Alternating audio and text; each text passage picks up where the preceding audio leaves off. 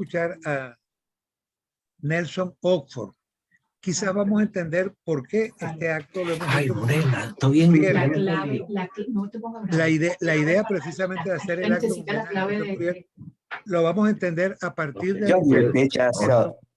Nelson Oxford nos va a hablar, se va a referir fundamentalmente a aquellos hombres que fueron capaces no comprendo. de concretar los acuerdos del 23 de enero para que entonces fuera Venezuela lo que ciertamente fue.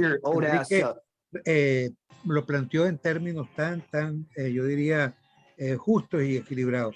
Vamos entonces a cederle la palabra a Nelson Oxford. Nelson, 20 minutos para ti, con todo el cariño. Te escuchamos. Ahí está Nelson. Sonido, Luis. Nelson, tu micrófono.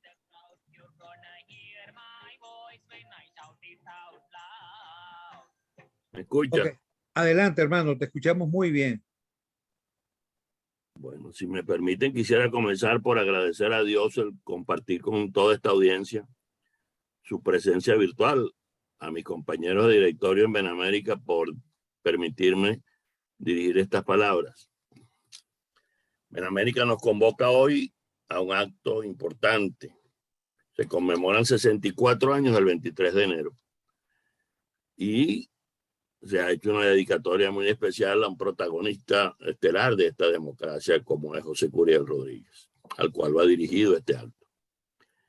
Pero yo quisiera iniciarlo citando una frase de Arístides Galvani, ese extraordinario ser humano que yo creo ya está integrado a la historia republicana de América como uno de sus principales forjadores. Don Arístides dijo en una oportunidad: la democracia hay que establecerla donde no la hay, consolidarla donde ya se ha establecido y perfeccionarla cuando ya se ha consolidado. El título de esta conferencia, según lo que me han enviado, es Los que concretaron el acuerdo post-23 de enero. Ceñido ese título de esta invitación evoca el conformar un elenco de protagonistas y forjadores de nuestra nueva república que de manera involuntaria genera la injusta posibilidad de olvidar a muchos de ellos. Excuse me, señor Nelson. Cuando intentas recordar a aquellos que se esforzaron por concretar el acuerdo del 23 de enero, surgen los nombres de los que conformaron en primera línea aquellos gabinetes de Betancur, León y Caldera, que sucedieron los gabinetes de Carlos Andrés Pérez, de Luis Herrera, de Lucinchi, y los que hay que agregar muchísimos líderes que asumieron con valentía sus roles de senadores, diputados, gobernadores de estado, dirigentes de partidos, periodistas, gremios, asociaciones y sindicatos. Sería un acto abusivo de mi parte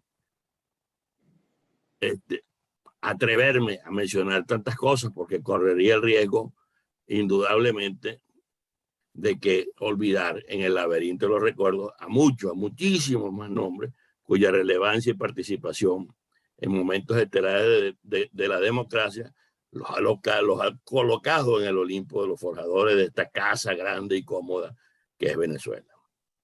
Pero yo quiero referirme a una característica común de todos estos hombres, de toda esta gran cantidad de hombres. Ninguno ha muerto en opulencia. Pero para abordar este tema es preciso encontrarnos. Ya Enrique nos hacía una remembranza muy hermosa para señalar que luego de los sucesos del 23 de enero no había mucha gente con quien contar o en quien confiar y mucho por confrontar en todos los bandos. De tal manera que a través de la Junta Patriótica se concilia una junta de gobierno presidida por el máximo jefe militar de aquel momento, que era el comandante jefe de la Marina, contraalmirante Wolfgang Larrazábal. El comandante de las Fuerzas Armadas de Cooperación, el coronel Luis Araque, el director de la Escuela Superior de Guerra, Pedro José Quevedo, y dos civiles, Blas Lamberti y Eugenio Mendoza. Mientras que otro civil, un hombre de gran trayectoria como Edgar Sanabria, es nombrado secretario de la Junta. A la postre, Sanabria terminaría presidiendo la Junta. En la primera de cambio, la Junta en función afronta dos contratiempos: la anarquía en la calle y las intentonas de desobediencia y alzamiento militar, siempre al acecho. situaciones que en medio del caos del momento son enfrentadas con mucha habilidad, utilizando la imagen fresca y el carisma de Wolfgang, pero sobre todo estimulando la intervención de los partidos políticos. Este hecho ya ha hecho referencia a Enrique con precisión. Resurgido con mucho ímpetu después de 2 lustros de clandestinidad. Hace los peligros golpistas, recuperan su identidad y sus líderes, por su valeroso y oportuno accionar, han incrementado su prestigio e influencia en la opinión pública, siendo respetados y acatados por la mayoría. Ante las amenazas de ataques y riesgo y el retroceso de la democratización, el liderazgo político, vale decir, los que concretaron el acuerdo del post-23 de enero, adoptaron e institucionalizaron el consenso como modelo de relación política, acordando tácita y expresamente restringir la beligerancia en pro de la concordia y la consolidación de la democracia, trayendo como resultado la conformación de nuevos movimientos sociales y políticos más dispuestos y proclives a la negociación y a la aveniencia que a la confrontación. El ejemplo más representativo fueron el Pacto de Punto Fijo y, como consecuencia del Pacto de Punto Fijo, el advenimiento obrero patronal. Más allá de un compromiso político, estos hechos establecieron una cultura del consenso. Se propuso entonces un pacto de transición política, el cual no era sino la prolongación de las conversaciones sostenidas durante su exilio en Nueva York entre Betancourt, Caldera y Villalba, con el fin de garantizar un compromiso de gobernabilidad y respeto político entre AD, COPEI y URD previo el ejercicio electoral. Dicho acuerdo obedeció a circunstancias apremiantes. Baste citar, Enrique lo ha hecho en este momento, que luego del derrocamiento de Pérez Jiménez, la lucha de gobierno de transición, además del desconcierto económico, la pobreza, el desempleo y el malestar que había en la calle, tuvo que enfrentar 2 fallidos golpes de Estado, uno de su propio ministro de la Defensa, que era Castro León, y el otro liderado por José Eli Mendoza y Juan de Dios Moncada, que trataban de impedir las elecciones. Siempre estuvo allí presente el peligro de volver a una dictadura. El 31 de octubre del 58, en Caracas, se firma en la quinta de Punto Fijo, presidencia de Caldera, el acuerdo entre AD, COPEI y URD. 10 meses después del derrocamiento de Marcos Pérez Jiménez y un mes antes de las elecciones de diciembre de ese mismo año, donde se excluye al Partido Comunista, que asume la lucha armada en contra del pacto, ya que, según ellos, la represión y el pacto no permitían la participación democrática. Otro que era adverso al pacto era Arturo Uslar Pietri, porque decía que el país se quedaba sin oposición, cuando él mismo se desmentía porque él era oposición al pacto. El pacto permitió la estabilización de los inicios del sistema democrático representativo, que durará 4 décadas, y los signatarios se comprometieron a actuar en torno a 3 aspectos. 1, defensa de la constitucionalidad y del derecho a gobernar conforme al resultado electoral. Es decir, cualquiera que fuese el partido que ganase las elecciones, los otros 2 se opondrían al uso de la fuerza para cambiar ese resultado. 2, gobierno de unidad nacional. Se formaría un gobierno de coalición y ninguno de los 3 partidos tendría hegemonía en el gabinete ejecutivo. 3, los 3 partidos se comprometían a presentar ante el electorado un programa mínimo. En síntesis, si bien el pacto de Punto Fijo no era inédito, constituyó el ejemplo más acabado de formalización e institucionalización de las reglas de juego llevado a cabo durante la historia política de Venezuela. Fue complementado, previo al cierre del proceso electoral, con una declaración de principios y un programa mínimo de gobierno suscrito por los 3 candidatos presidenciales, Betancourt, Larrazábal y Caldera.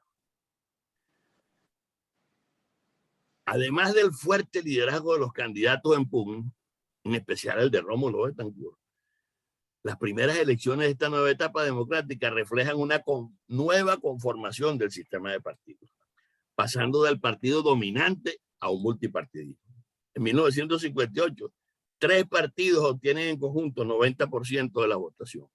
Y aunque el triunfador de los comicios, con su extraordinaria maquinaria de propaganda, Acción Democrática, vio descender la votación de la época del trienio. Por encima del 70%, bajó al 49% en 1958. Mientras que URD y COPEI, que recién se incorporan a la lucha electoral, obtienen el 31% y el 15%. Este carácter plural del sistema de partidos se mantendrá hasta las elecciones de 1973, cuando se instala un modelo bipartidista. Este modelo democrático tuvo consecuencias positivas, ya se hizo posible el pluralismo democrático. Y a partir de este momento se cuenta con la posibilidad de escoger entre diferentes opciones. Los partidos entran en competencia democrática y concurre la posibilidad de que los ciudadanos expresen no solo su preferencia entre las alternativas políticas, sino que también pueden proclamar sus propuestas a través de la formación de partidos. Hoy en día la gente se refiere de manera peyorativa al punto fijismo, pero el pacto funcionó como un mecanismo que permitió la estabilización del sistema político venezolano por más de 40 años, esencialmente porque sus actores, todos estos grandes hombres que trabajaron por nuestra democracia, mantuvieron el norte fijo en el fortalecimiento de la independencia de los poderes públicos, ejecutivo, legislativo y judicial, así como la defensa dentro de la diversidad de pensamiento de los valores inherentes a los derechos humanos, fundamentalmente encarnados en la libertad y la justicia y el bien común, como pedestales indispensables para cimentar una verdadera república democrática. Del mismo modo, los responsables de llevar adelante este trabajo asumieron como política de Estado el logro del bien común. En consecuencia, se desarrolló una política social expansiva a todos los sectores de la población. Como bien decía Enrique hace poco, los 40 años fueron extraordinariamente productivos a nuestra Venezuela. La dotación de servicios básicos, aunque no son tan eficientes como se desearía, fue una labor emprendida por el nuevo sistema político. Entre los mejores logros de la democracia, el impulso que se le dio a la educación, que sin desestimar ni minimizar sus críticas, permitió sensiblemente reducir los niveles de analfabetismo y benefició la movilidad social para amplias capas de la población. El pacto de Punto Fijo le dio autoridad en el concierto de los países democráticos a Venezuela. Y fue un pacto estudiado y que sirvió de base para otros pactos, como el Pacto de la Moncloa en España, donde había también un proceso de democratización. Y a pesar de que no se previó su duración más allá del primer quinquenio, es innegable el compromiso solidario de sostener las instituciones por encima de las diferencias, de la defensa de las libertades y los derechos humanos, al igual que el compromiso social inseparable del derecho y del deber de gobernar, como valores que inspiraron el pacto y sobrevivieron. De manera tal que el pacto de Punto Fijo, más allá de lo que simboliza el 23 de enero como fecha histórica, o el pacto de Punto Fijo como modelo de gobernanza, ambos hechos están circunscritos a situaciones coyunturales muy determinantes para el momento, donde no solo se instituyó un tipo de gobierno, sino que se trazó un modelo político internalizado por la colaboración y transmitido por las siguientes generaciones, mediante un natural proceso de socialización que inculcó la democracia como valor persistente en el ADN de los venezolanos, amalgamando el ejercicio pleno de la libertad con la posibilidad real de elegir sus gobernantes como elementos intocables a la democracia. Aunque parezca incongruente, uno de los efectos más visibles y positivos del modelo democrático del 23 de enero ha sido la preeminencia partidista. La partidocracia ha servido para garantizar el régimen político venezolano a partir del 58, ya que los partidos se constituyen en el eje fundamental de una sociedad más politizada, abierta y activa. La partidocracia, bien entendida, funcionó eficientemente. De hecho, durante los años 60 y 70 se consolidaron las lealtades partidistas en la población venezolana, proporcionando una base firme de apoyo a los partidos, en los cuales se establecieron grandes lazos.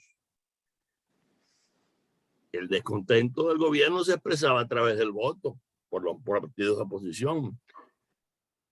Desafortunadamente, esta estructura también, las lealtades partidistas, tropezaron con el clientelismo, que fue realmente un cáncer por los efectos perversos, brindando protección a funcionarios incompetentes y deshonestos, haciéndolos ineficientes, por lo cual las decisiones dejan de tener principios racionales para teñirse de partidismo, y las lealtades no se establecen con la institución ni con los objetivos, sino con los dirigentes del partido.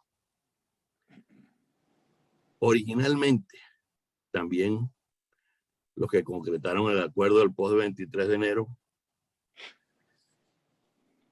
optaron por el centralismo institucional, cosa que a la larga también fue adoptado por los partidos políticos. El 23 de enero nos recuerda difíciles circunstancias en las cuales surgió la democracia venezolana. En los momentos actuales, de igual manera, se presentan condiciones adversas para el sistema democrático, mucho más delicadas en cuanto se refieren a la pérdida de confianza por parte de los ciudadanos en la capacidad de las instituciones para dar respuesta a las demandas del bienestar de la población. Hoy, si el reto principal para los gobiernos democráticos fue su consolidación, el nuevo desafío es a través de la superación de sus deficiencias, el logro de la relegitimación constitucional. 5. En este contexto, en el contexto de promover un nuevo pacto social, como un cómplice más de estos extraordinarios seres humanos que se atrevieron por amor a Venezuela a concretar el acuerdo, que depusieron sus ambiciones para procurar el bienestar colectivo, queremos rendir tributo a José Curiel Rodríguez.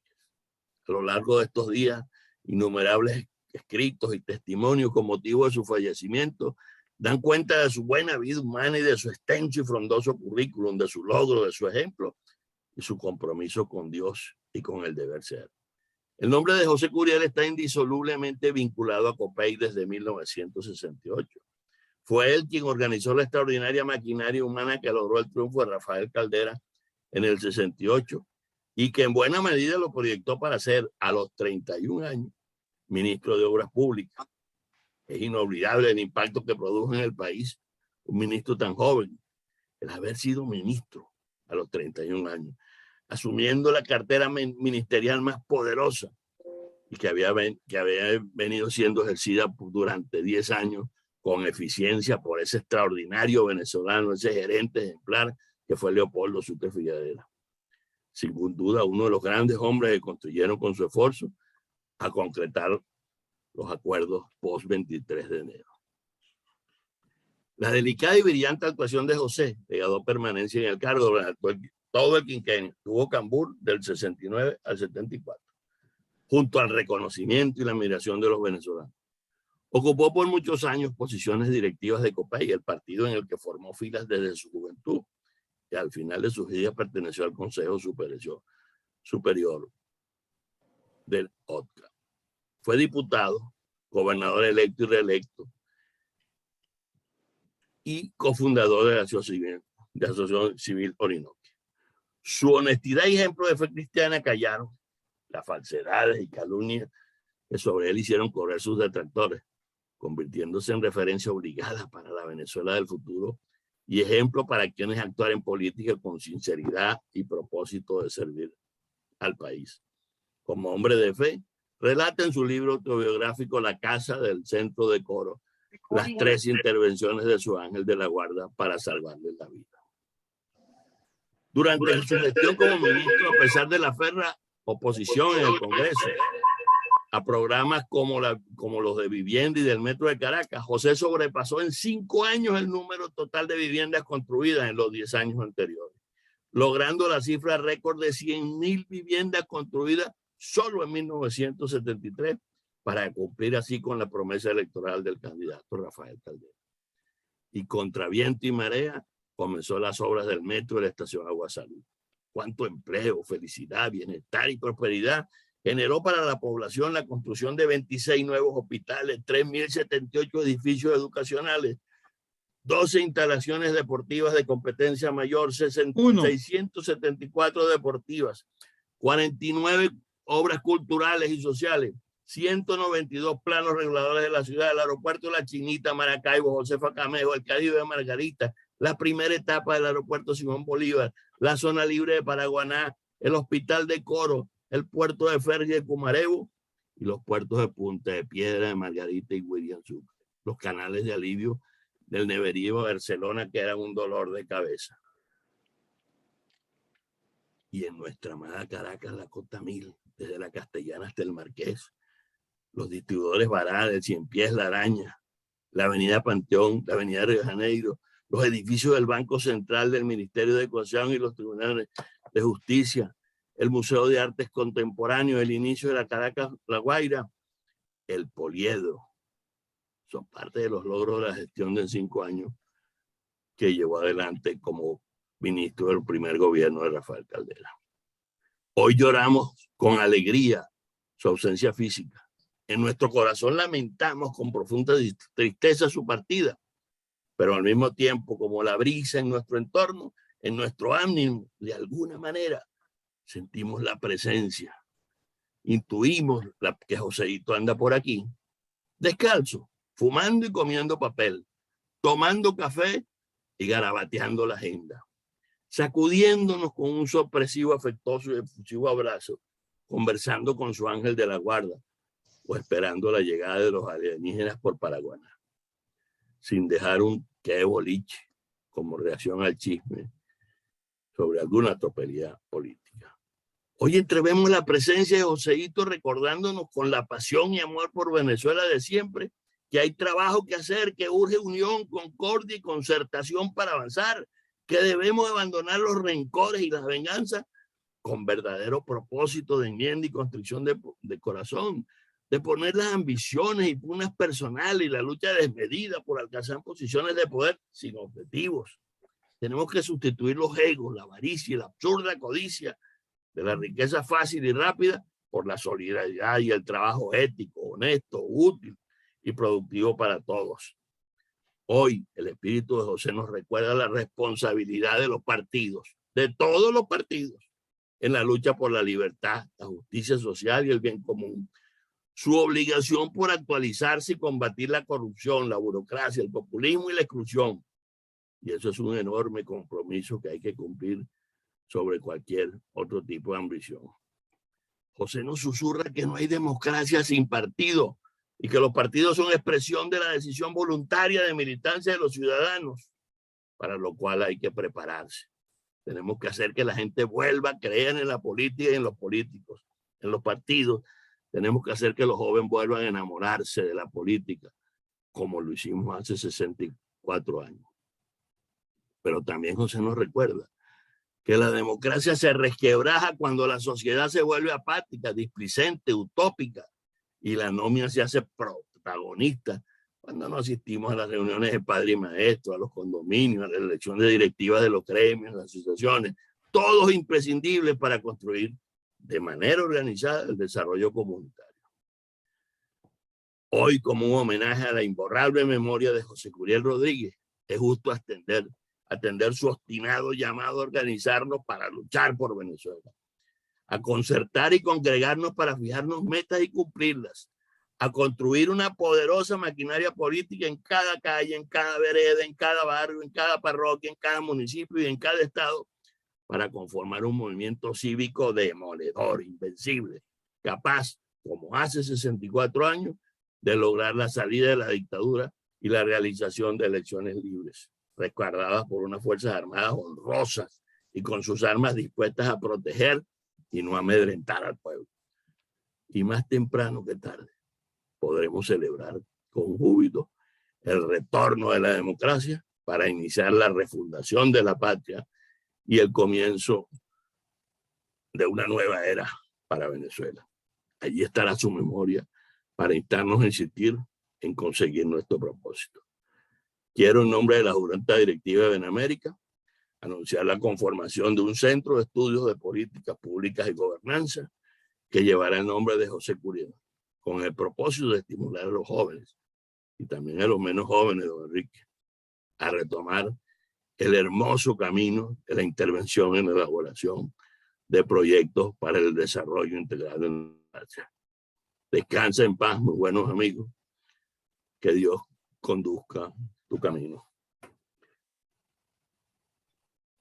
Gracias, Nelson. Profundamente agradecido. Estupenda tu intervención, que se suma a esa de Enrique y que completa entonces el cuadro, el 23 de enero, y por supuesto la obra estupenda de estos 40 años, de esos 40 años, los cuales José Curiel pues pasó a ser un factor fundamental. Y ahora es de los más recientes idos de ese equipo estupendo que le correspondió concretar la obra del 23 de enero. Y ahora tenemos a un historiador y periodista, por primera vez tal vez no mirando hacia atrás y hablando del pasado, sino que va a poner su mirada hacia el futuro, hacia lo que viene. O sea, a Naudi Suárez le estamos solicitando ahora que tome la palabra por 20 minutos, como lo han hecho Nelson y Enrique. Cuando falten 5 diré 5, cuando falte 1 diré 1. Y él nos va a hablar de 3 proyectos o 4 de cosas que están por hacer, que son los retos, son los desafíos de esta hora. Naudi Suárez, te escuchamos. Ajá. Dígale que está el video que está trancado, ¿no? El video. ¿Aló? ¿Sí? Sí, ¿me oyen, no? Te escuchamos, Naudi. No te vemos, pero te escuchamos. No lo vemos. Sí, dice que el video no puede ser porque está trancado por el. Ajá. Dice que no puede comenzar el video porque está parado por el host. El host. A ver si nos ayudas, Ángel o Gonzalo. Es raro, déjame ver. Naudi. Así Okay, es, igual me pasa a mí, igual. Ahí está, ya está, Ahí ahí estamos. Ok, bienvenido, Naudi. Muchas gracias, Paciano. Muchas gracias a Igual esta me pasa a mí.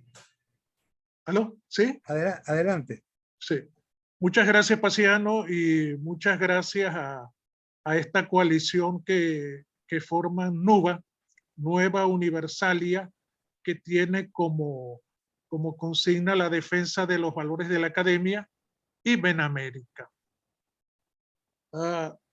Recuperar a Venezuela no es grano de anís, como se dice, pero pienso que es urgente darle una jerarquía de prioridades al intento de conseguirlo. Desde 1999 hasta hoy, los gobiernos sucedidos en nuestro país han conjugado todos los tiempos y personas del verbo desvertebrar.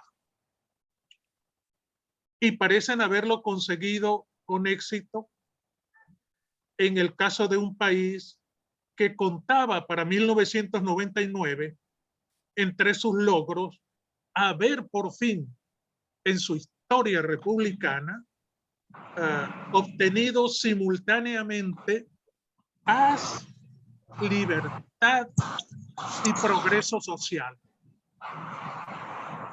Dentro de ese marco, Venezuela había llegado a disfrutar, 1, de autonomía política a nivel internacional.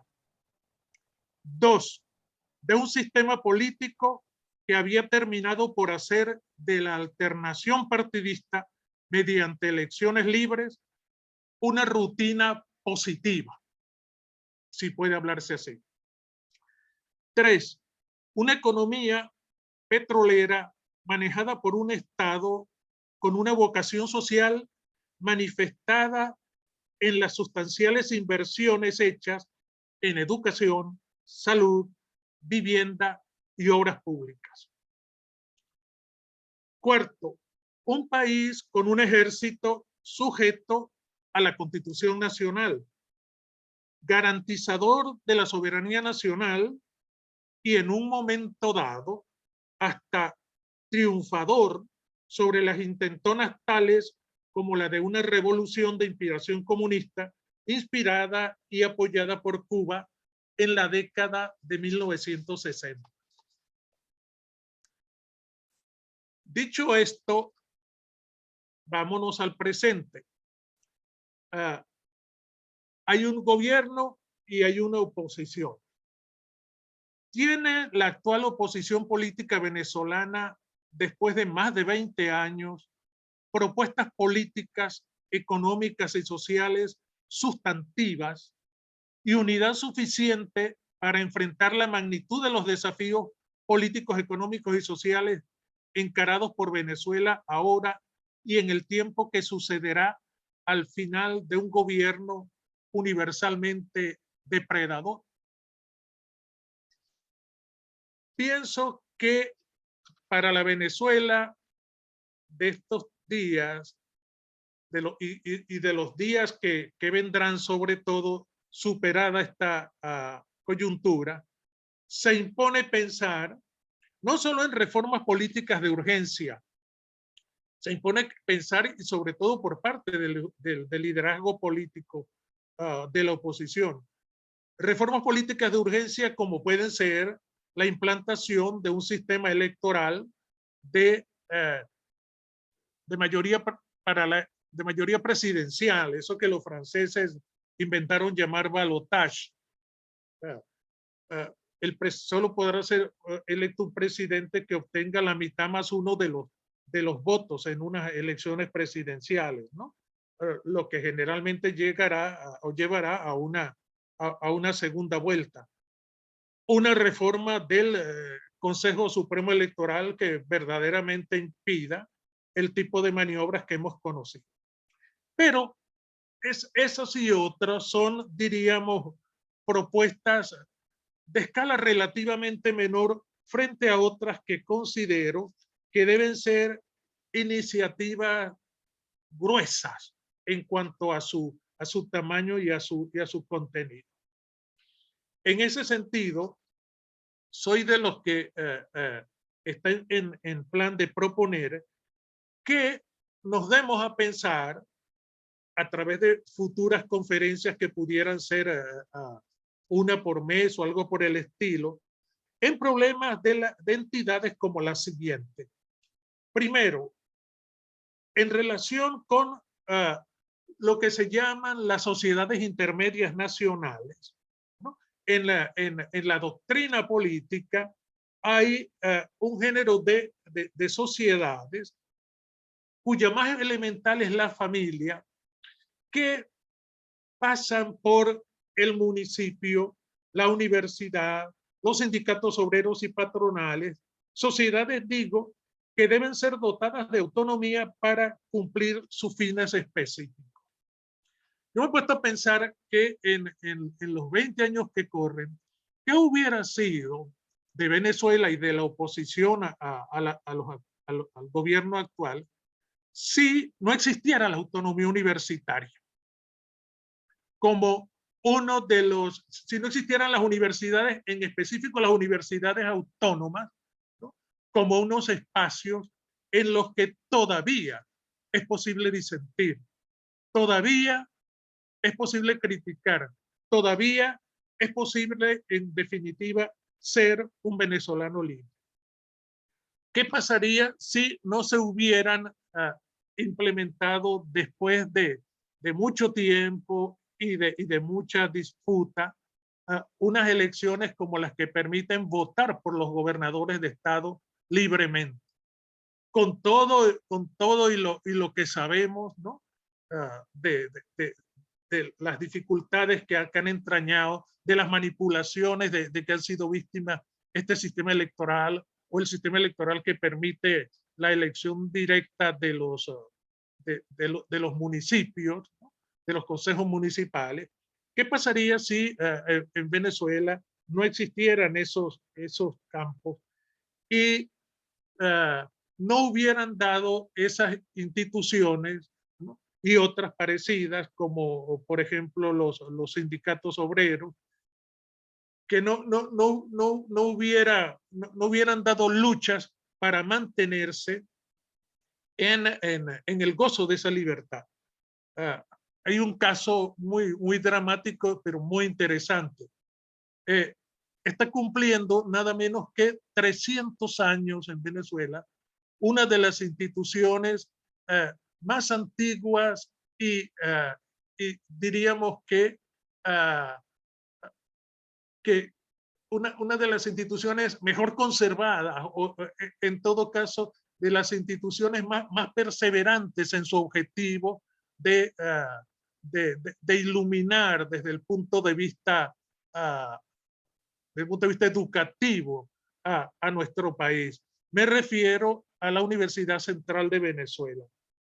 ¿Qué pasaría, digo, si esa universidad no hubiera de esa manera perseverante primero obtenido su autonomía académica, ¿no? Y por el otro lado, ¿qué pasaría si no hubiera ganado esta lucha a muerte que ha entablado contra ella y contra su autonomía y sus libertades los gobiernos de Hugo Chávez Frías y Nicolás Maduro? No quiero hacer la historia de esas luchas que van desde haber tenido que soportar la asfixia económica, pasando por la violencia de las bombas lacrimógenas. En todo caso, yo lo que quiero es poner sobre todo a consideración del liderazgo político venezolano de los últimos tiempos, el cómo es ese tipo de atención es uno de los que ellos deben dar a sociedades que necesita el Estado para poder sobrevivir en libertad. En segundo lugar, quiero hacer mención del caso del Ejército Nacional, la Fuerza Armada Nacional, como se prefiere decir ahora. Hay una coyuntura histórica bien interesante que fue la vivida por Venezuela entre 1859 y 1963, lo que se llamó la Guerra Federal. De la Guerra Federal se derivó una procreación, por llamarla así, de títulos militares, generalatos, coronelatos y cosas por el estilo, que desembocó en una situación tan singular y en un desprestigio tan absoluto y bien ganado de estos generales y de estos militares, que llegó a ser una frase común la siguiente: no me diga general que yo a Naiden le he robado. Esto da índice de la degradación de que fue víctima ese sector. En contraparte, sucede que eso no pasó en Venezuela a partir sobre todo del siglo XX y en particular de la caída de Medina Angarita, ¿no? Que significó también la caída de los que se llamaban un tipo de generales de un tirito y al machete. Porque además, un tirito porque no había el fusil de repetición automática. Una vez que tú disparabas el tiro único que tenía que el militar tenía que apelar al machete puro y simple. Bueno, les pongo un ejemplo. Cuando cae Pérez Jiménez, la Fuerza Armada no costaba, según es mi impresión, de no más de una decena de generales.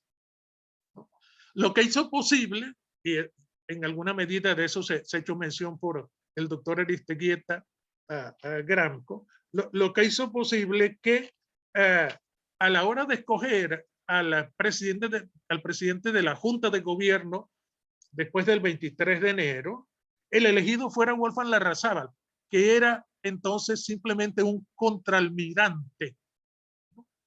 Y porque era el de más alta jerarquía, si se sacaba a esos 10 generales que, comenzando por Pérez Jiménez y Llovera Páez, eran afectos al gobierno y necesariamente tenían que salir. Entonces Wolfgang Larrazábal fue electo en esa condición, y solo en mucha medida por esa condición. Hoy en día, tal vez pocos venezolanos sepan que casi ascienden a 3.000 los generales del ejército venezolano. Yo creo que ni en los Estados Unidos, ni en Rusia, antigua Unión Soviética, ni, no sé, tal vez en China, ¿no? Ni esas potencias conocidas son países en los que exista tal número de jerarcas militares. Uno podía preguntarse si detrás de este fenómeno ha estado un designio premeditado, ¿no?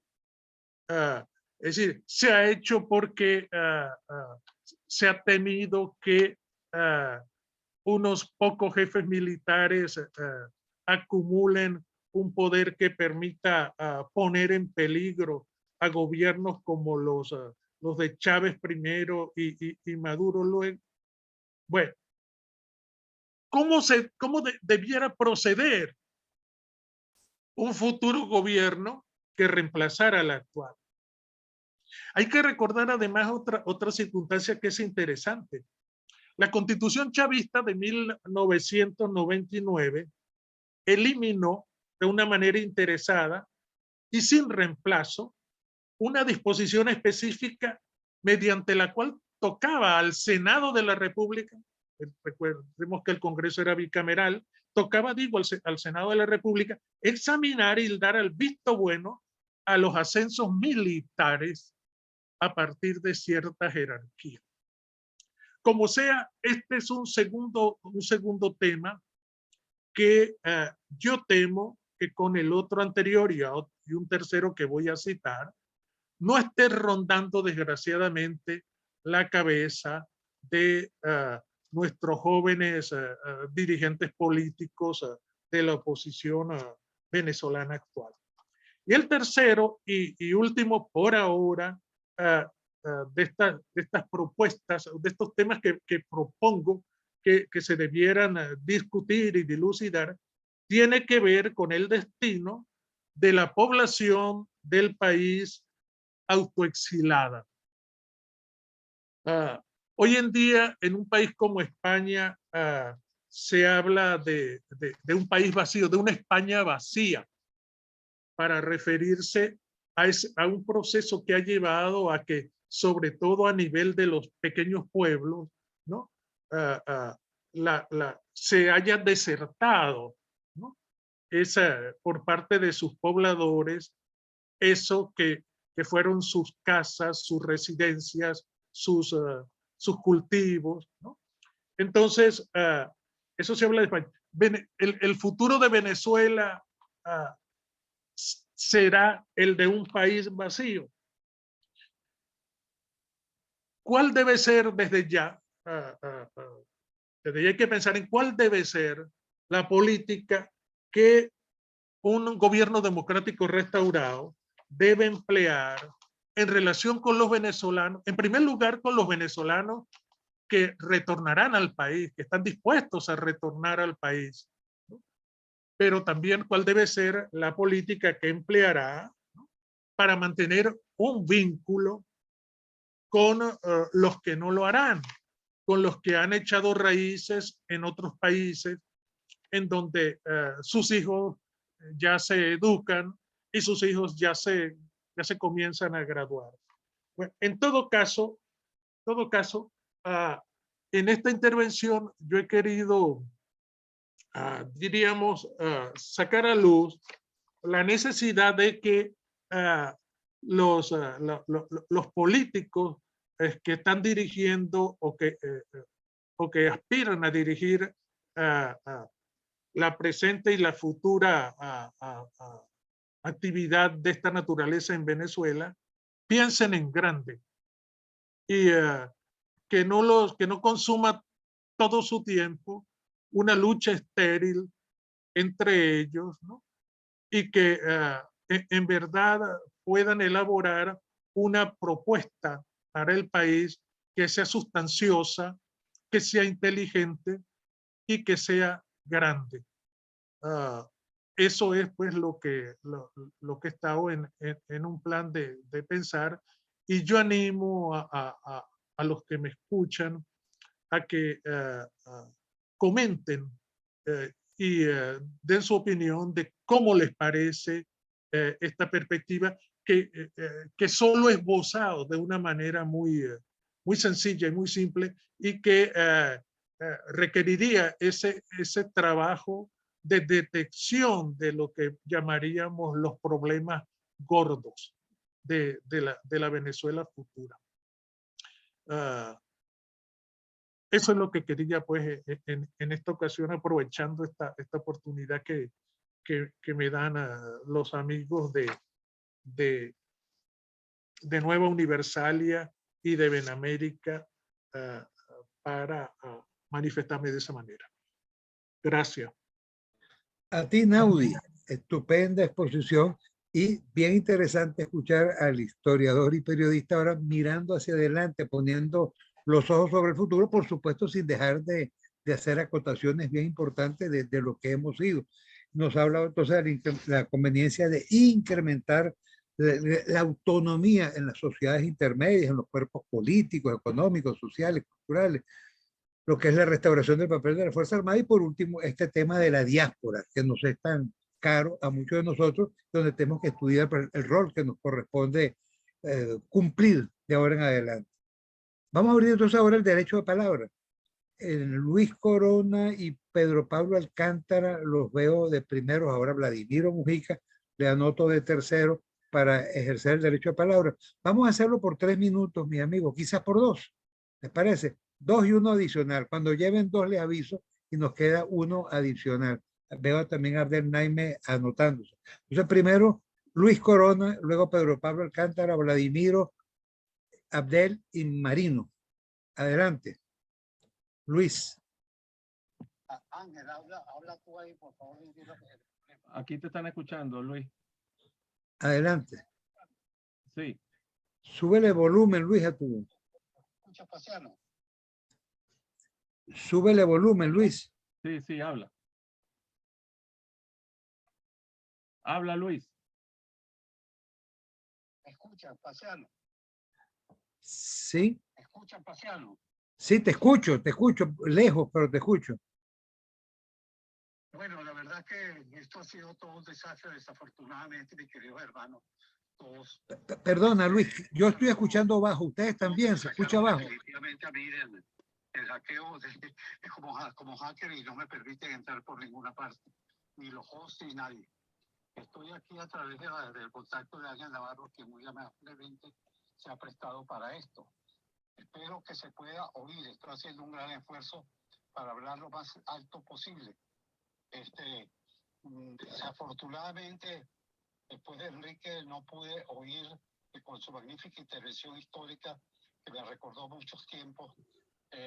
Y bueno, estuvo presente en mi mente, por supuesto, los tiempos cuando con José de la Cruz Fuentes trabajamos en el Frente Universitario, y con él, que estaba en la otra parte, fue un gran recordatorio para nuestras acciones juveniles. Ahora bien, no pude oír a Nelson.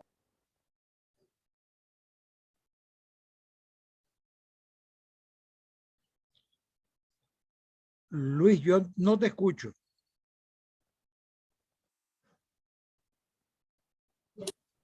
Creo que tiene alguna dificultad, Luis, allí con su sonido.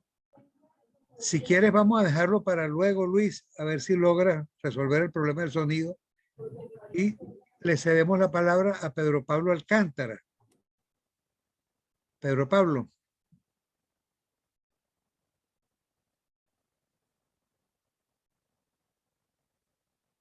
Pedro Pablo, ¿estás ahí?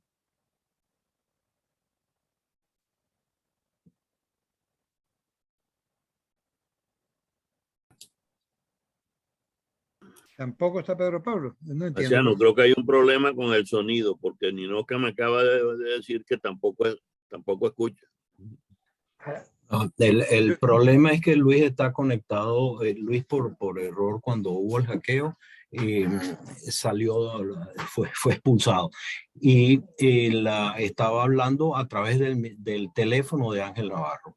Ahora, eso es el sonido, por eso es que estaba bajo, no es el problema. Sí. Es que... Okay, Paciano, dime a quién le doy la palabra para darle la palabra. Tengo que darle la palabra a la gente. A Pedro Pablo Alcántara. ¿Quién está hablando? Ángel Navarro por aquí. Dame un segundo. Pedro Pablo. Lo estoy dando. La palabra la tiene Pedro Pablo Alcántara. Pedro. No sé si está allí. Pedro Pablo, ¿estás ahí? Ok, dejemos entonces a Luis Corona. Pedro. Espérate, Él lo estamos llamando. Él tiene que abrir su micrófono. Es solamente. Abra su micrófono, Pedro. Ok, vamos a tener una sola dirección de debate, pues se nos complica la cosa. Entonces, ¿Quién Pedro más? Pablo, No activa micrófono. Espérate un segundo. Ángel, espérate un segundito, si no vamos a tener 2 o 3 directores de debate y la cosa se nos complica. Veo que Luis Corona y Pedro Pablo les cedemos la palabra luego, que tienen dificultades. Vamos a cederle la palabra ahora a Vladimiro Mujica. Vladimiro. ¿Qué es lo que pasa? Yo no lo veo, Vladimiro. ¿Dónde estás, Vladimiro? Tiene la mano levantada. ¿Cómo? Ok, cedemos la palabra a Abdel Naim. No, me toca a mí. Bueno, es dale. que me tenían bloqueado el micrófono también. Entonces sí es muy difícil. Mira, sí. Paciano, mira, déjame decirte una cosa. Cuando le dé la palabra a alguien, quien está controlando los micrófonos tiene que conectarlo inmediatamente, porque a mí me tenían desconectado el micrófono, entonces yo no podía hablar tampoco. Ok. Adelante, Vladimiro, adelante. Sí, pero para que sepas, para que no te repitas. Son 72 personas, Vladimiro, adelante. Sí, pero ya espérate, lo sé, pero igual es importante que lo hagamos con orden. Vamos a tener una sola dirección de debate, si no, no vamos a poder. Mira, gracias, Ángel. Vamos a hacer entonces la palabra a Vladimiro. Ok, mira, 2 cosas. Lo primero es que me parece extraordinaria la descripción que hizo Enrique Aristigueta de los tiempos de enero, de enero del 58. Ilustra prácticamente, palabra más, palabra menos, el mismo drama que estamos viviendo en este momento en Venezuela. Y que estamos viviendo por la desunión del liderazgo opositor, por la desconexión con la gente, por la falta de comunicación con los sectores institucionales militares. Es decir, que prácticamente yo escuchaba a Enrique Aristigueta y pensaba en todo lo que estamos pasando y lo que acaba de ocurrir con lo del referéndum y cómo fuimos desunidos en esa oportunidad también y cómo hemos ido desunidos en varias oportunidades, y creo que abre un espacio de reflexión tremendamente importante. Lo segundo que quiero decir sobre la intervención de Neudi y también la de Nelson es que el tema de la reflexión sobre el futuro de la universidad específicamente, que es algo a lo cual en el grupo NUA, Nueva Universal y en América le hemos dedicado un espacio importante, esa reflexión se tiene que imbricar, se tiene que consustanciar con el accionar político. No hay manera de reflexionar en ningún espacio sobre el futuro de la universidad ni en ninguna otra institución si no entendemos que si no se abre y si no se despeja el camino político de la recuperación de la nación, tampoco se va a recuperar la universidad. Es decir, estas 2 cosas nosotros le hemos reconocido que están íntimamente conectadas en Nuevo Universal y en América, y por eso hemos tratado de llevar al mismo sitio, de converger el accionar de reflexión sobre el futuro y el accionar político. Y lo último que quiero decir, antes de que Paciano me diga, es expresar mi reconocimiento a quienes organizaron este acto en honor a José Curiel. José Curiel fue un venezolano excepcional y es punto y momento de que nosotros recordemos esas historias porque siguen teniendo toda la vigencia posible. Gracias. Gracias, Vladimiro. Aquí me dice Ángel que no puedo abrir mi cámara. Tengo que, cuando puedas abrírmela, te lo agradezco. Déjame ver si ahora lo intento. No, dice que me tienes bloqueado. Pero en todo caso, cuando puedas, la abre. Tiene la palabra ahora Abdel. Exactamente lo que dije antes. Gracias. Sí, Abdel Naime y luego Marino Azcárate. Adelante, Abdel. Abdel Naime. Sí, buenos Bienvenido. días. Buenos días a todos, Paciano, Nelson, Vladimiro, Naudi, mi querido Naudi. Tema bien interesante el que se está tocando hoy. Tema que hemos venido profundizando, Paciano lo sabe muy bien, en el movimiento ideológico internacional Plataforma Derecha Democrática Conservadora, y hemos levantado esa voz a la IDC y a otras instancias internacionales, porque el problema es político. Yo le decía recientemente al presidente Pastrana, presidente, qué bueno que Miguel Ángel Martín le ha dado su visión jurídica al tema del interinato y Asdrúbal igual, pero el problema es político. Ahora, al punto que aquí hay que tocar el tema de un venezolano que está sembrado en el corazón del mundo civil y del mundo militar, porque la situación del 23 de enero del 58 no es la misma de la de ahorita. Ni Pérez Jiménez es la dictadura de Chávez Maduro, ni la dirigencia, entre comillas, opositora es la misma del 58. Y no vamos a entrar en el tema de las asquerosas complicidades y sinvergüenzuras y bandidaje entre el régimen comunista criminal que ha saqueado el país y esa cúpula, entre comillas, opositora que ha sido cómplice y socios en ese sentido. Vamos a hablar de otro tema más delicado. El problema no es civil y militar. Yo veo a Henry Ramos diciendo dictadura militar. El problema no es civil y militar en Venezuela. Chávez implementó una dictadura comunista criminal siendo militar, y Maduro es civil y continuó la dictadura comunista militar. La dictadura comunista criminal. El problema es civil y es ideológico. El problema es criminal. El problema es político. Señores, yo concluiría diciéndoles que Maduro es civil y la dictadura comunista criminal continúa. Diosdado es militar, pero Luis Ortega Díaz, Julio Borges, Jorge Rodríguez, todos parte de un mismo régimen. Leopoldo López son civiles y continúa la dictadura comunista criminal. Juan Carlos Caguaripano es militar, pero está sembrado en el corazón de la gente, un hermano de lucha. Tenemos que enfocar las baterías hacia estos dos esquemas, el esquema ideológico y el esquema criminal de un régimen y de la región. Me quedan 15 segundos y voy a concluir. Es una responsabilidad histórica de todos nosotros los ciudadanos venezolanos luchar en todas las trincheras para combatir al régimen y sus tentáculos en el extranjero y en esta grave situación geopolítica internacional. Un gran abrazo a todos y mucho cariño. Gracias, Abdel. Estupenda reflexión. Tiene la palabra ahora Marino Azcárate. Son, como habíamos dicho inicialmente, después como que me cambié de norma, 2 minutos y excedemos, le damos un chance hasta 3. Yo les señalo cuando lleven 2. Adelante, Marino Azcárate. Micrófono para Marino. Ángel, micrófono para Marino. Marino, quita el mute, por favor. Quita el mute.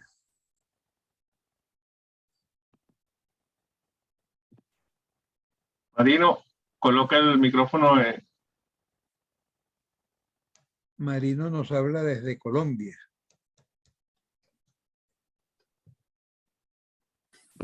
Después viene Edgar Jerónimo Amado. Adelante, Marino. Ok, buenos días. Buenos días, Paciano. Muchas gracias por haberme invitado a este banquete democrático que comenzó con una clase magistral del doctor Enrique Aristigueta Gramco. Ojalá pudiéramos hacer copia y pega de esa histórica intervención del 58 de la que nos habló el doctor Aristigueta Gramco y traerlo a estos días para salvar a Venezuela de la situación por la que atraviesa. Luego escuchamos la exposición referida a ese ícono de la organización como fue José Curiel, a quien todos lo reconocemos esa capacidad organizativa y un ejemplar trabajador por la democracia y por el desarrollo y progreso venezolano. Para él, pues vaya donde se encuentren nuestras palabras y que el Todopoderoso lo tenga en su santa gloria.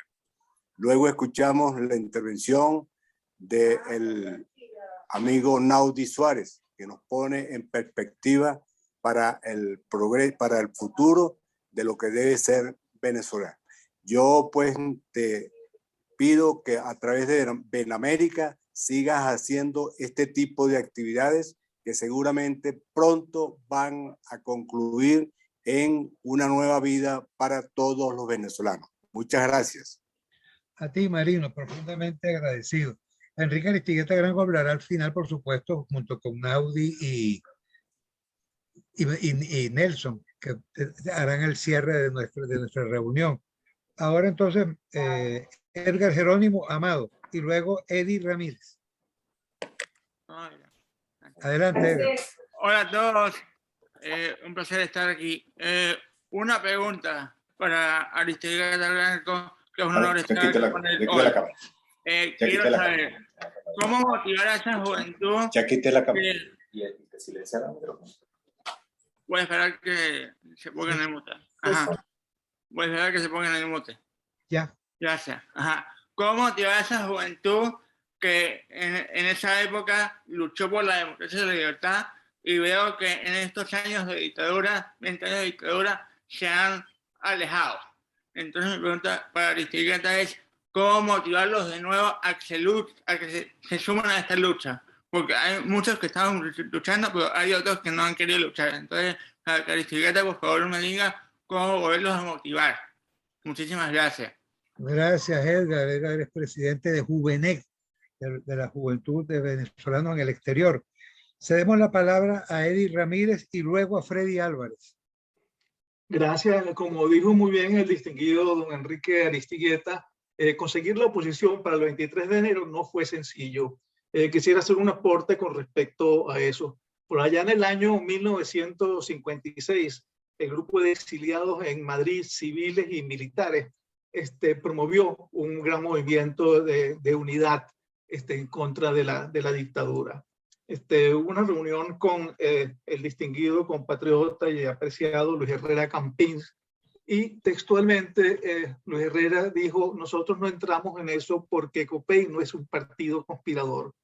Seguramente COPEI era el único partido que estaba legalizado y estaba viendo pues que venían unas elecciones y eso los podría colocar en situación de ventaja. Quisiera preguntarle a don Enrique, pero los que hemos estado afuera y adentro sabemos que muchas veces los que están afuera piensan diferente a los que están adentro. Afuera quizás se pensaba así y por eso lo expresó el doctor Herrera Campín. Si adentro en Venezuela, exactamente en qué fecha entró COPEI al movimiento ese de unidad y a la Junta Patriótica. Por cierto, cuando llegó la noticia del 20... Perdón. Está bien. Adelante. Por cierto, cuando llegó la noticia del 23 de enero, estaban reunidos un grupo de militares en un apartamento sin teléfono. Mi mamá recibió la noticia y fui a dársela las noticias. Cuando le di la noticia, entre ellos estaba el distinguido comandante José Manuel Gámez Arellano. Se inclinó, besó el suelo y le dio gracias a Dios por haberse logrado ese hecho que tan deseado por todos los exiliados. Muchas gracias. A ti ahí, profundamente agradecido. Freddy Álvarez. Freddy Álvarez y luego está anotado Guillermo Wolf. Freddy, no lo vemos ahora. Ángel, ¿tú lo ves?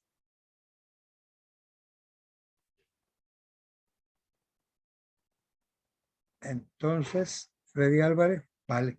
Cedemos la palabra a Guillermo Wolf, luego intentaremos conectar a Luis Corona y a Pedro Pablo Alcántara, y si ya ellos no están y no hay alguien más, pues iremos al cierre con las 3 intervenciones finales.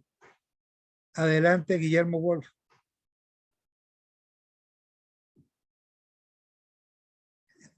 Nunca había estado en un evento donde hubiese tantas dificultades con la comunicación. Menos mal que Ángel además logró matar ese atestado contra nuestro encuentro. Puso a raya a la gente. Guillermo, por favor, adelante, ponga su micrófono. Retiró su palabra, Guillermo. No le voy a retirar la mano, pero en todo caso, ok, perfecto. Luis Corona y Pedro Pablo Alcántara están allí, que eran los primeros. No los vemos. No tenemos más manos levantadas, así que arrancamos con Enrique. Ni está Pedro Pablo tampoco, no lo ves a Pedro Pablo. Sí, está Pedro Pablo. Pedro Pablo, ¿vas a intervenir? Bueno, chévere. Seguramente habrá alguna dificultad de comunicación. Vamos entonces ahora a la fase de cierre. Vamos a escuchar a nuestros 3 expositores. Ya Enrique tiene un par de preguntas ahí. Hay algunos otros comentarios que igualmente Nelson y Naudi podrán aludir. Vamos a darle 3 minutos a cada uno de ellos. Enrique, adelante. Mira, rápidamente, Paciano, 2 o 3 detalles que quisiera hacer notar. La actitud del Partido Comunista y los comunistas durante la resistencia y durante los momentos pues, cruciales del 23 de enero era una actitud completamente diferente a la actitud que ellos después asumieron durante el gobierno de Betancourt. Los comunistas ni se disgustaron por no aparecer en el gobierno, ellos lo entendían que eso no era posible. Y eso parecía imposible que ocurriera en América, que los comunistas fueran al poder en plena Guerra Fría, con el gobierno de Eisenhower, ¿comprende? Y la vicepresidencia de Richard Nixon. Ahora, todo ese panorama se transforma radicalmente dentro y fuera de Venezuela, cuando surge Fidel Castro en La Habana como jefe máximo del país, como dueño del país. Porque ahí entonces los comunistas se dieron cuenta que ellos sí podían en América Latina llegar al poder. Y eso cambió radicalmente la actitud del Partido Comunista Venezolano, no de los viejos, sino de los jóvenes que arrastraron a los viejos. Eso pasó, a mi manera de ver, de la siguiente manera. La Juventud de Acción Democrática estaba totalmente tomada mentalmente por el marxismo. Y la Juventud de Acción Democrática fue expulsada en masa, la dirigencia, por Rómulo Betancourt, desde la presidencia de la República. ¿Por qué? Porque Rómulo sabía en qué andaban ellos. Esos constituyen el MIR. El MIR es la extrema izquierda más radical de Venezuela. Y ese MIR arrastra a la aventura de la guerrilla, queriendo imitar a lo que ha ocurrido en Cuba. Inclusive también permearon... cambiar el nombre, Perdón, Ángel, trae tu micrófono, por favor. Aquello de la izquierda cristiana, ¿verdad? Pero Rómulo los frenó en el acto. Ahora, yo recuerdo, y esto posiblemente es la primera vez que lo voy a decir en grupo, que nosotros, los miembros viejos de la Junta Patriótica, aún con todas esas discrepancias que ya existían, nos seguimos reuniendo periódicamente a cenar, a conversar, a intercambiar ideas, Fabricio, Guillermo y yo. Y un día estábamos Guillermo y yo esperando a Fabricio Ojeda en el restaurante Miranda. Y entonces Fabricio llegó tarde y dijo, caramba, es que estábamos en una reunión muy importante en el partido. Yo logré doblarle el brazo a Joito y nos vamos a ir del gobierno. Que URD se retira del gobierno de coalición con Betancourt y con Copey y Acción Democrática por presión, ¿verdad? Por imposición, se puede decir, de la izquierda urredista, que estaba compuesta por Vicky Lena, por Cheito Herrera, por Fabricio Ojeda y por unos cuantos más, ¿no? que habían también, como te digo, encajado en ese movimiento que traspasaba las fronteras del Partido Comunista. El MIR de Acción Democrática, Acción Democrática, fue más radical que el Partido Comunista, pero arrastró a la Juventud Comunista. Y la Juventud Comunista arrastró a los viejos. Yo tenía también conexión con los viejos comunistas, muchos de ellos eran compañeros míos en la Cámara de Diputados. Ellos fueron arrastrados por la Juventud Comunista hasta que Rómulo Betancourt se vio obligado por las circunstancias, y esto es un cuento largo para echártelo en otra ocasión, ¿no es verdad? Cómo Rómulo tiene que tomar la determinación, pasando por encima de la Constitución, de arrestar a toda la dirigencia del Partido Comunista y del MIR, aún aquellos que son diputados. Porque o hacía eso o lo tumbaban. Y cómo tuvo Copey entonces que inventar algún camino, alguna explicación jurídica para tratar de justificar aquello. Pero era cuestión de vida o muerte, y de vida o muerte para la democracia venezolana en consecuencia. Entonces, el gran causante de la destrucción del pacto de Punto Fijo A3, en el fondo, fue Fidel Castro. Y ese comunismo cubano es que ha sido el cáncer primario que ha ido haciendo metástasis en todo el continente americano. Y esa es la gran amenaza que tenemos planteada hoy. Mira, el cáncer hay que atacarlo en su primera fase. Y te lo puedo decir yo, que soy sobreviviente del cáncer.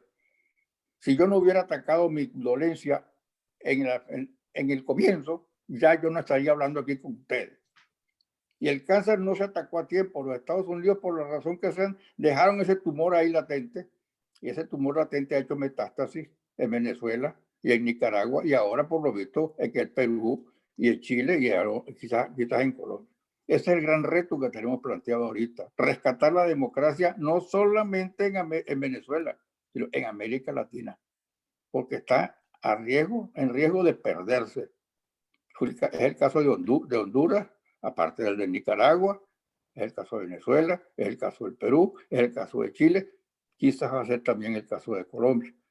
Y entonces, ¿qué vamos a hacer, señores? A todos los países latinoamericanos que nos ha costado tanto trabajo llegar a estabilizar esa democracia con la cual hemos estado soñando desde la independencia, cuando entonces tengamos servido ese banquete que yo les estoy mencionando de una América Latina.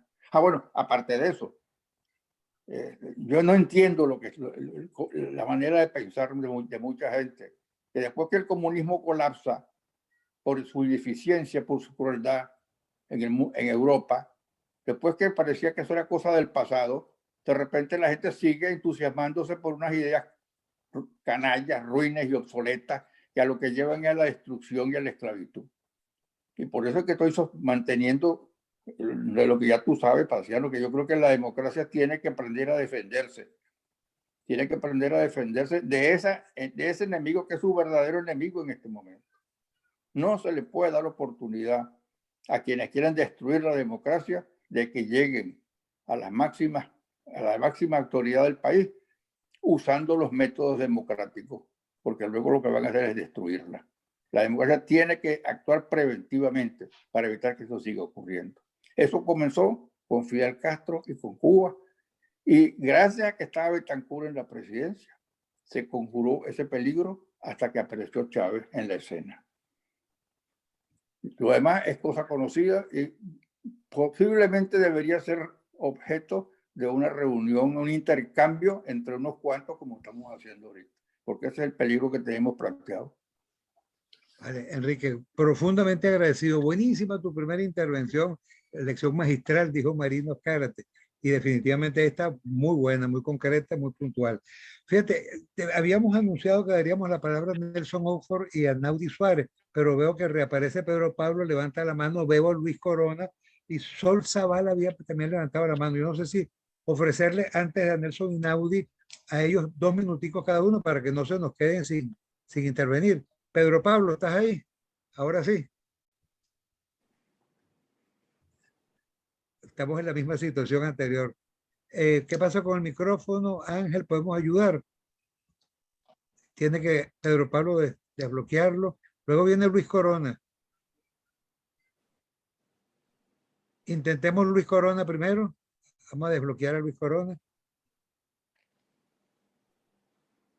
Pedro Pablo, pon el micrófono quita el mute, por favor.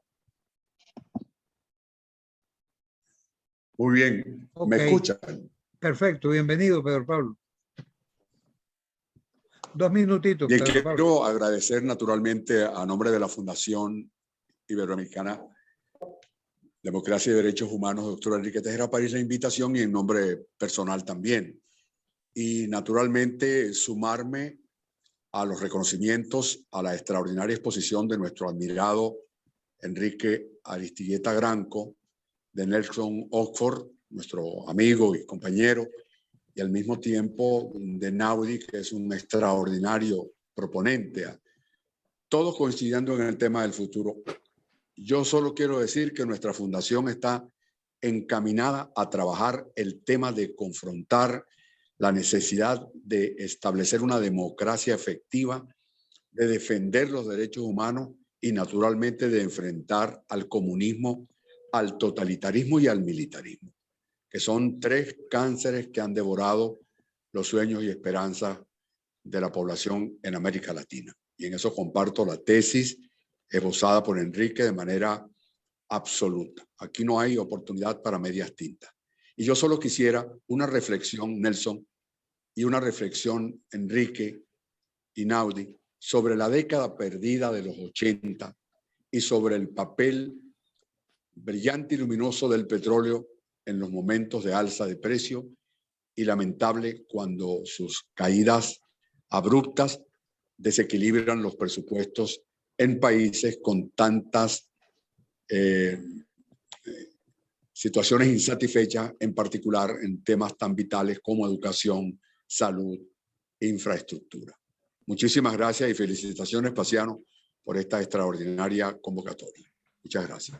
A ti, Pedro Pablo, gracias por estar con nosotros. Vamos a ceder la palabra a Luis Corona, ya tiene su micrófono abierto. Bueno, después de larga gestión, muchísimas gracias. Muchísimas gracias a todos por su presencia. Había tratado de comentar anteriormente, después de salvar todos los problemas que tuvimos y con la ayuda de Ángel Navarro, y ahora con el computador de mi mujer que logré reconectarlo, estoy aquí presente. Muchísimas gracias, ¿verdad? Todo por permitirme estas breves palabras. Mi reconocimiento, como todos los han dicho, a mi amigo Enrique, a Nelson y a Naudi, baluarte indiscutible de la lucha por la democracia, por sus estupendos aportes en el día de hoy, que deben ser objeto de mayor reflexión, como dice Enrique, y como desafortunadamente no pude oír a Naudi y a Nelson. El tema de Nelson, que es al cual yo me quería referir, porque el de Naudi ya lo hemos comentado entre él y yo, el tema de Nelson lógicamente se refería a un homenaje que quería hacer en América en nombre de la democracia, en nombre de esta celebración, a la persona que es un baluarte espectacular en la democracia esa que tuvimos la oportunidad de vivir, José Curiel Rodríguez. Por cierto, estuvo presente allí Marianela Curiel Blanco, que es su nietecita, que nos tuvo informado de toda la situación de Joséito, ya que él no podía actuar. Bueno, este hombre fue un baluarte impresionante, un hermano de toda mi vida, que desde los años 60 nos dedicamos a tratar de establecer una maquinaria en la democracia cristiana, fines a nuestros principios y nuestros valores de la doctrina social de la Iglesia. Fue una lucha terrible, un esfuerzo realmente que lo considero muy valioso, el aporte que José dio en estos momentos y el equipo que fue formando, entre los cuales yo me permití participar con él desde los años 60 para la campaña del 63, 68, 70, etcétera, etcétera, todas las campañas, organizar esa maquinaria electoral que resultó ser el soporte definitivo para el triunfo de las oportunidades que tuvimos con la democracia cristiana en Venezuela. Esto dicho, realmente fueron momentos difíciles que les recuerdo yo siempre a mis amigos hoy en día. El voluntariado y la participación, nosotros participamos como partido político en aquella oportunidad, pero hoy en día tenemos que dar un paso adelante, la sociedad civil, como se dio en los años 58, y esa lección que nos ha dado hoy Enrique, y de recordarnos cómo actuamos en esa oportunidad y cómo tuvimos oportunidad de participar sin mucha dirección política, sino con la dirección nuestra de la conciencia, de la actuación correcta en estos graves problemas que tenemos en Venezuela. Amigos, sirva esto un homenaje, un reconocimiento a ese pilar fundamental de la democracia que fue José Curiel. Me imagino que ya lo ha planteado muy bien Nelson, pero no quería dejar pasar nada mi hermandad durante tantos años, un hermano tan querido y que hoy te rendimos este homenaje. Muchísimas gracias a todos. A ti, Luis, por tus bien sentidas palabras, hermano. Gracias por tu intervención. Vamos a dar la palabra entonces a Sol Zavala. Yo no sé, había alguien que había solicitado también la palabra antes, ahora lo hace José Rangel. Así, Sol, vamos a poner el micrófono, activa tu micrófono, Sol. Pide la palabra a José Rangel. Hola, buenas tardes. Hola, un segundito, Sol. Solo para decir que una vez que hable Sol, le vamos a ceder a José Rangel y ya sí entramos a la fase final, porque si no estamos abriendo un segundo periodo de intervención. Adelante, Sol. Bueno, primeramente, buenas tardes, muy agradecida Paseando por tu invitación. Además que esto nos hace reencontrarnos, ¿no? Cosa que nos hace falta muchísimo los venezolanos, unirnos. Creo que uno de los problemas que hemos tenido es primero aprender a unirnos, ¿no? Porque hace falta, eso lo necesitamos con emergencia en el país. Y fíjate que yo hablando de democracia, yo la ando buscando, porque la democracia se describe como una forma de gobierno, pues que se atribuye a diferencias de existencia y normativas, participación ciudadana y rendición de cuentas. Nosotros, mira, cómo hemos vivido a lo largo de la historia y se me viene una cantidad de cosas, porque ya yo tengo 55, no estoy ninguna muchachita, pero sin embargo, hija de adecos y copellanos y gente que, bueno, en eso teníamos escuela. Yo tuve la oportunidad de estudiar en la escuela de París Montesino, pero también estuve en la de Eduardo Fernández, porque en la casa estábamos, no divididos, estábamos unidos entre los dos partidos, ¿no? Después que crecí, pues no quise pertenecer a ninguno, pero sin embargo yo me pregunto, ¿a cuál democracia en Venezuela vamos a defender si no existe? En Venezuela no existe democracia, los demócratas podemos ser nosotros. Entonces, por lo tanto, como tal, nosotros debemos de buscar la manera efectiva de nosotros los demócratas volver a establecer una democracia en Venezuela. Yo admiro de verdad a todas estas personas. Yo por lo menos tengo la oportunidad de estar insistiendo en un plan, en un proyecto, en un plan para la nación, donde no hablemos de derecha ni izquierda, porque creo que estamos saturados, estamos cansados de esta derecha, de esta derecha que no es derecha y de esta izquierda que es comunismo. Entonces, yo la verdad, lo único que sí pienso que nosotros los demócratas tenemos un gran desafío, las mujeres sobre todo, porque creo que, no sé, yo no quiero echarle mucha broma a los hombres porque tengo un hombre al lado, pero necesitamos de verdad incluirnos más en el tema y no nos hacemos la vista gorda de tantas cosas que están pasando, pero definitivamente el problema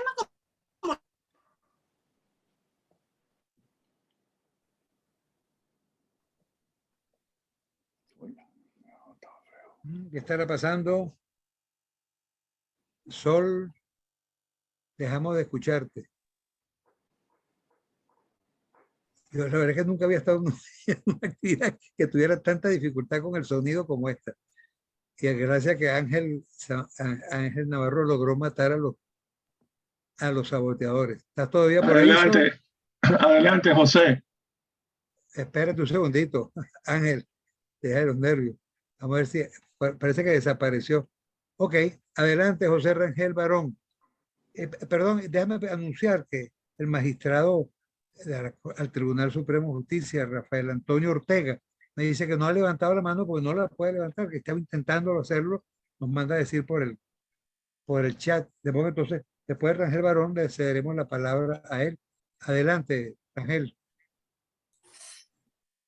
Bueno, buenas tardes a toda esta calificada audiencia, los que conozco y los que no conozco, pero hablando con Salgueiro, que estuvo con nosotros mucho tiempo en este tema de la formación y la capacitación, coincido plenamente con Naime que el problema en este momento pareciera ser ideológico. Recientemente el presidente de los Estados Unidos dijo que había que establecer realmente una lucha, una confrontación entre lo que es la democracia y lo que son los gobiernos no democráticos, que había que aclarar, ir directamente al grano, que es un problema los que están con la democracia y los que no están con la democracia y que se disfrazan y van a los foros internacionales, llevan la palabra en nombre de la democracia y son dictadores.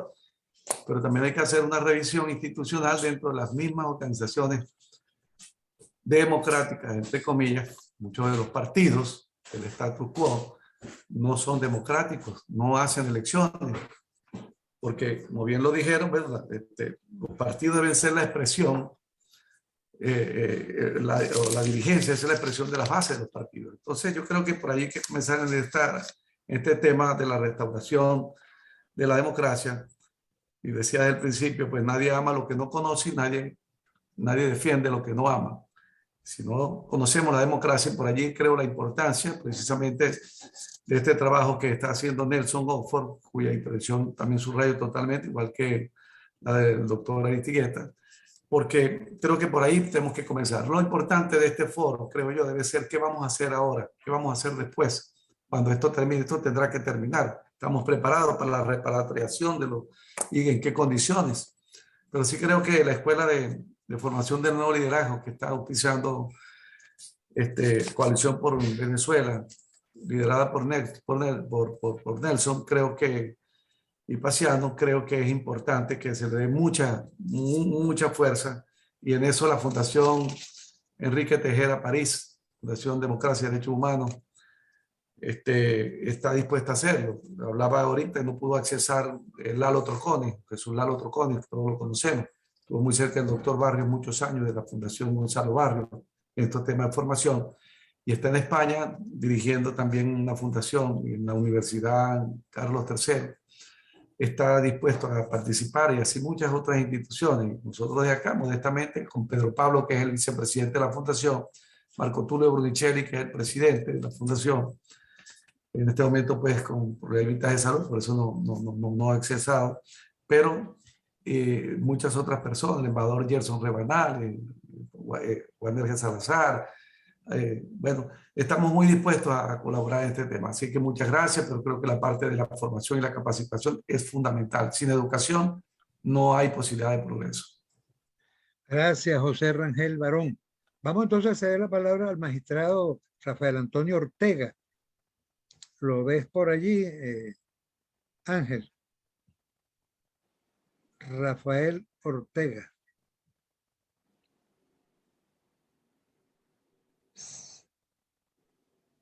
No aparece. Ahí está. Adelante. Quítale el bloqueo al micrófono, Rafael. Ok. Muchas gracias, Bienvenido. muchas gracias por la invitación. Mira, para mí es un placer volver a escuchar y seguir escuchando a hombres como Enrique Aristigueta Granco, y tú sabes, Paciano, de todos los que están aquí, que somos formados para trabajar, pues para trabajar por Venezuela. Hemos sido formados para eso. Yo me salí de la política pasando por varias cosas que tú sabes. Me fui a estudiar mi derecho, me hice un posgrado y estoy en otra situación, pero estamos ayudando al país, desde cada quien desde su trinchera.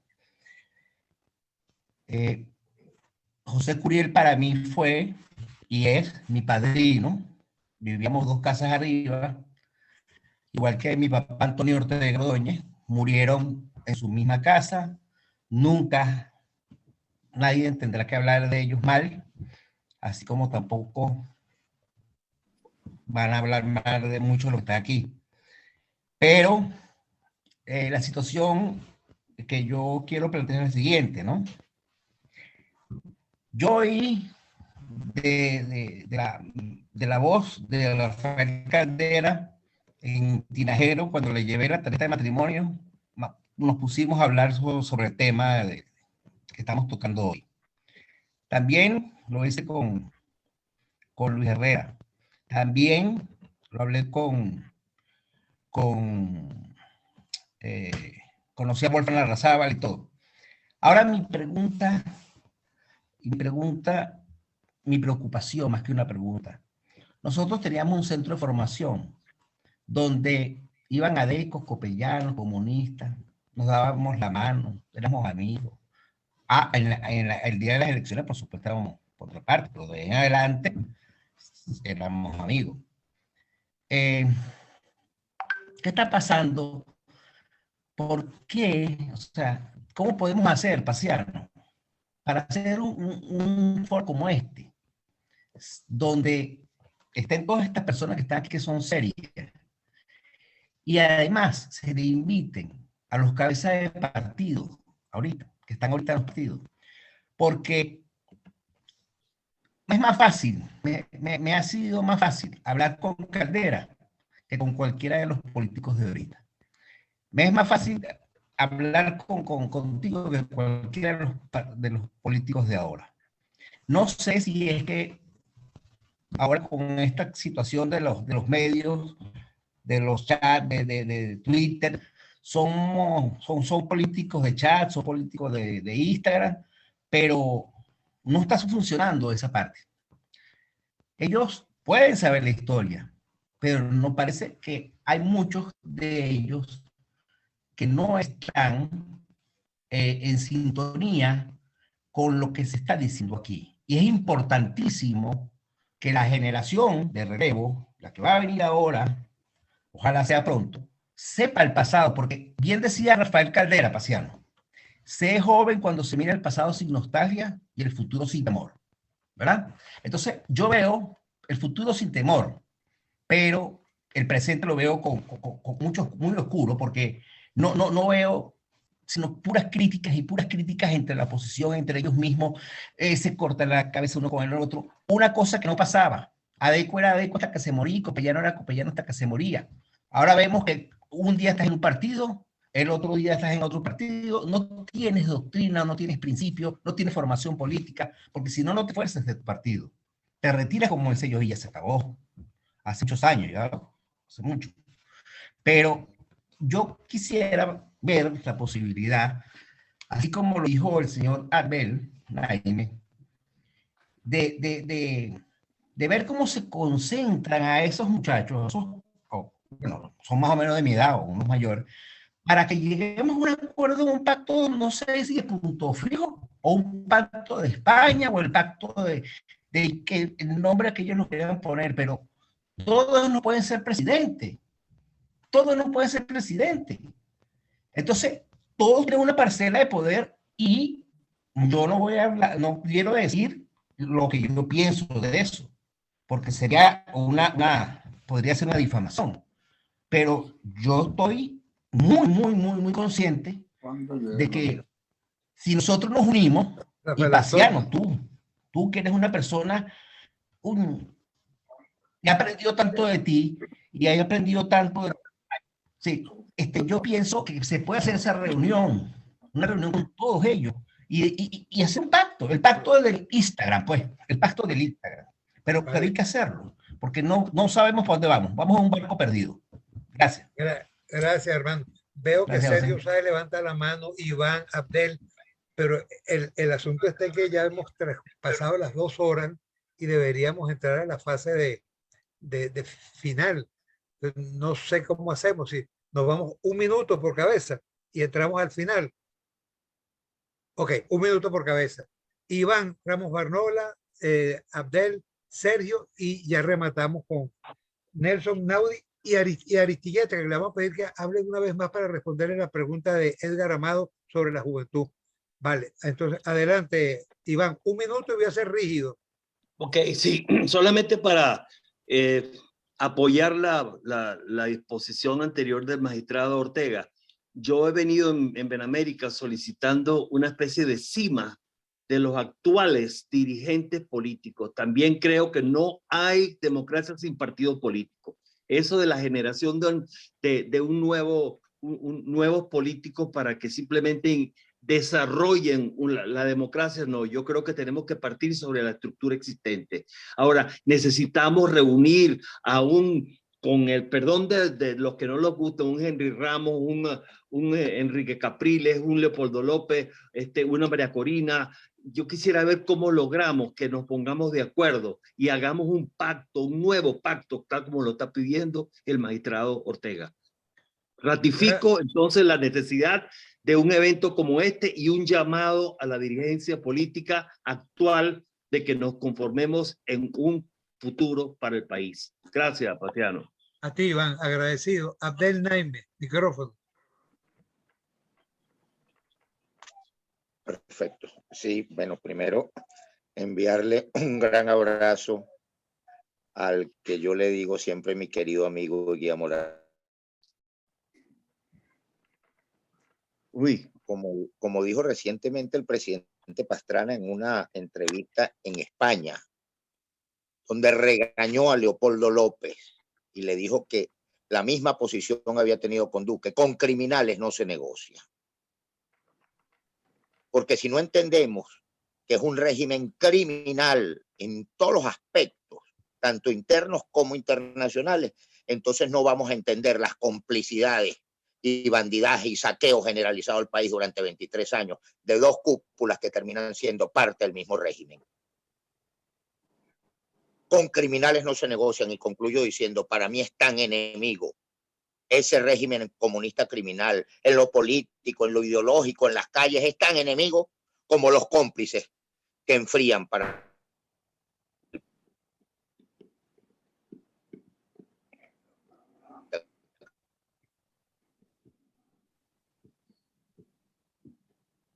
Abdel, creo que te concluiste. Desgraciadamente se fue tu voz al final, pero ya quedó perfectamente clara la idea que nos está exponiendo. Agradecido, Abdel, profundamente agradecido. Vamos entonces a ceder la palabra a Nelson, Naudi y Enrique, y con ellos concluimos. Nelson, 3 minutos cada uno, por favor, vamos a tenernos al tiempo. Adelante, hermano. Sergio, están levantando la mano también. Ah, perdón. Yo le habíamos anunciado a Sergio. Sergio, escúchame. Sergio Saez, te agradezco, Nelson, que lo hayas recordado. Sergio, adelante. El micrófono, Sergio. Ok, perfecto. Gracias, te escuchamos. Perdóname, ¿eh? No te preocupes. Muchas gracias, Paciano. Mira, ante el panorama que se vive actualmente en Venezuela, solo nos queda apelar a la conciencia ciudadana en búsqueda de unidad, sin condicionamientos, para lograr un camino concertado que muestre a los países que nos apoyan que estamos en condiciones para lograr conjuntamente con ellos una salida al problema que nos agobia. Personalmente estimo que la presencia en este foro de nuestro apreciado doctor Enrique Aristigueta Grancu, figura clave del proceso que derrocó al dictador Pérez Jiménez, por su posición demostrada y ascendencia sobre los venezolanos, puede ser el factor que logre aglutinar a esa dirigencia política dispersa y a todos los factores de la sociedad civil organizada y los ciudadanos en general, y conforme a su alrededor un equipo de ciudadanos de condiciones éticas y reconocida solvencia moral, que asuma la conducción del proceso para salir de Maduro y del sistema perverso que han instituido. Además, con la ayuda de las organizaciones y grupos que han venido trabajando, se disponga un plan coherente para la restitución del país. Dejo eso planteado aquí en este foro. Muchas gracias, Paciano. A ti, Sergio, de nuevo, excúsame porque había saltado tu nombre indebidamente. Un lapso. Ahora sí, Nelson Oxford, te queremos escuchar.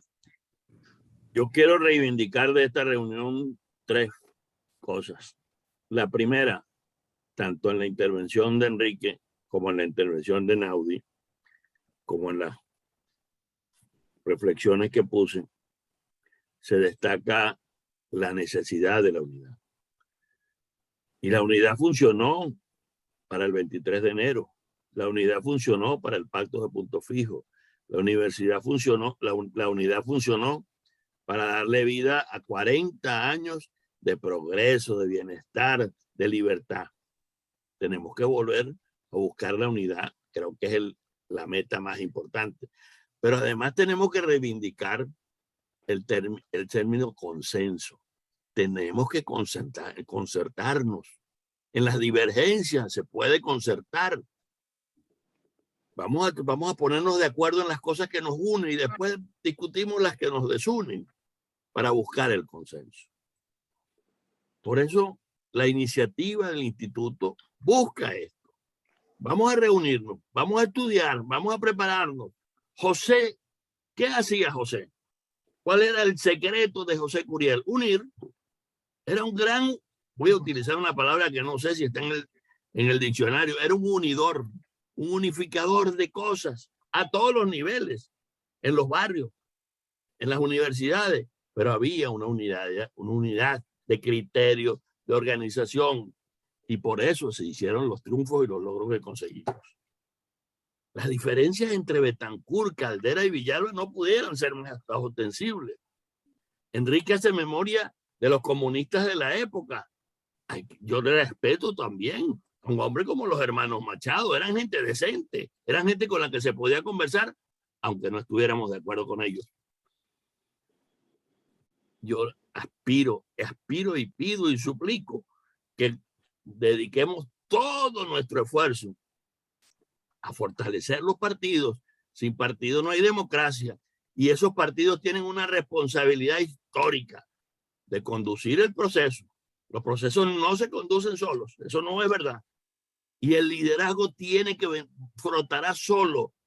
Lo que no puede ser es esta marchita historia de que cada quien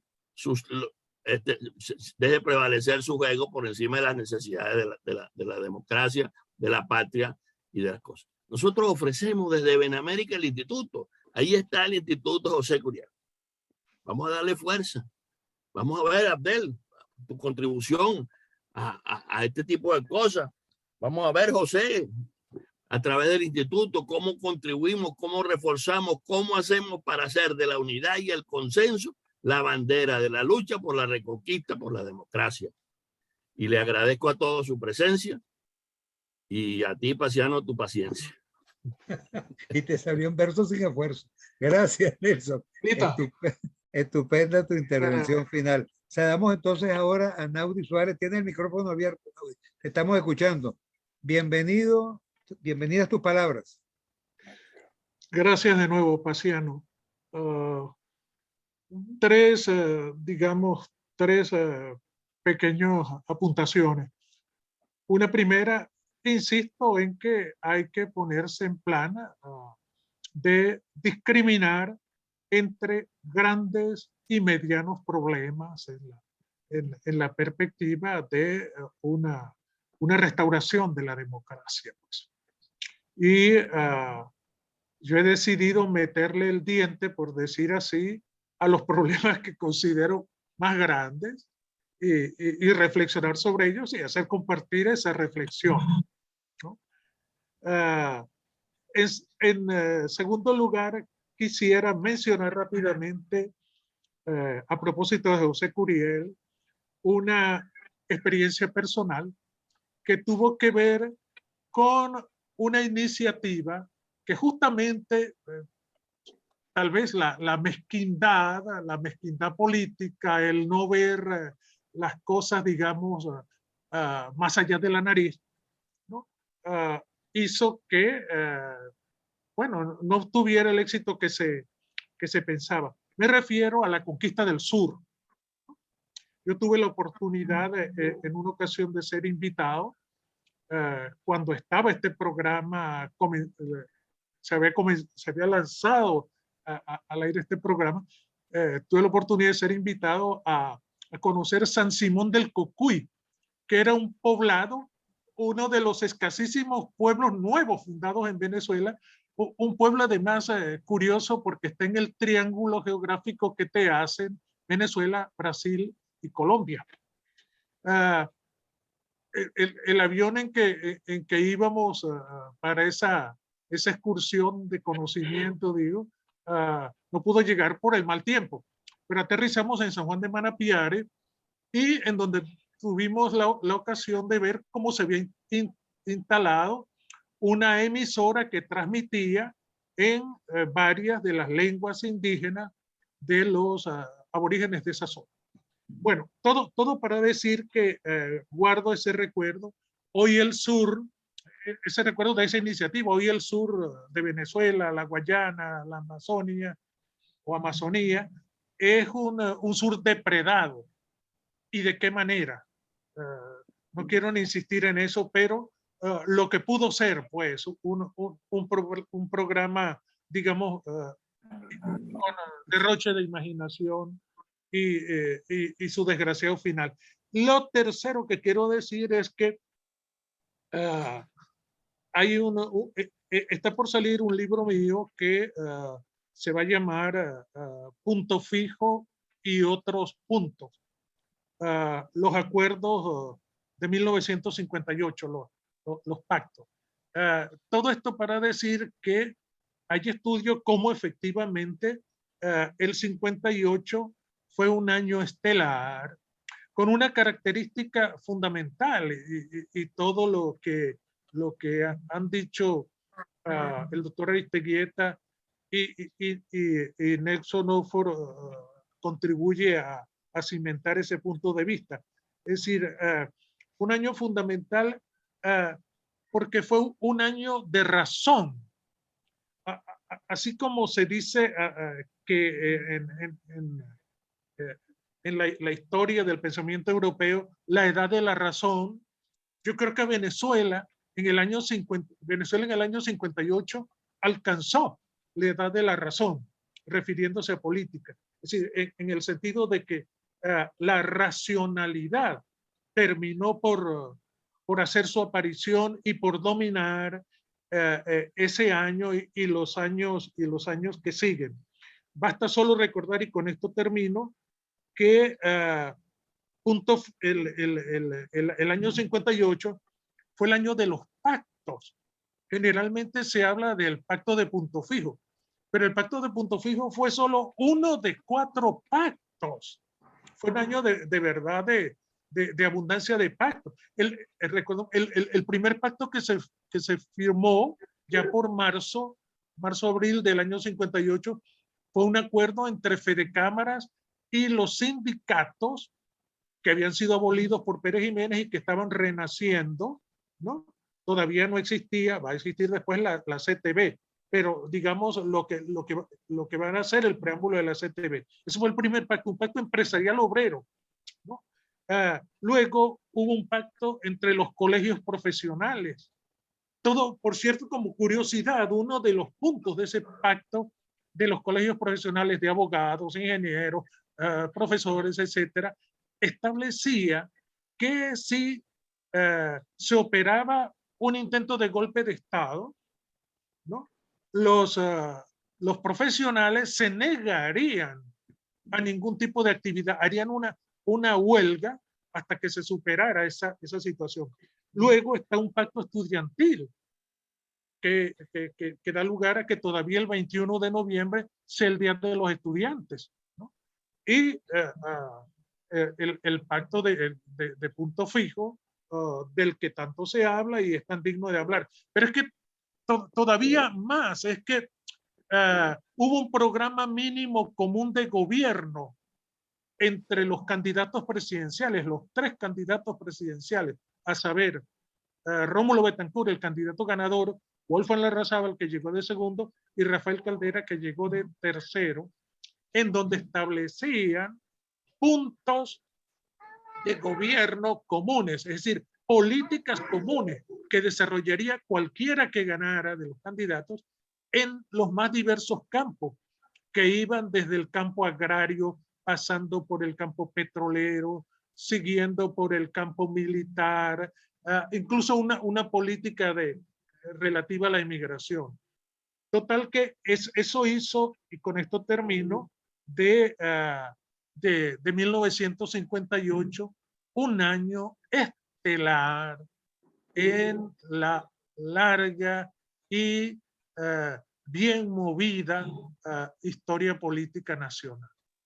Muchas gracias, paciente.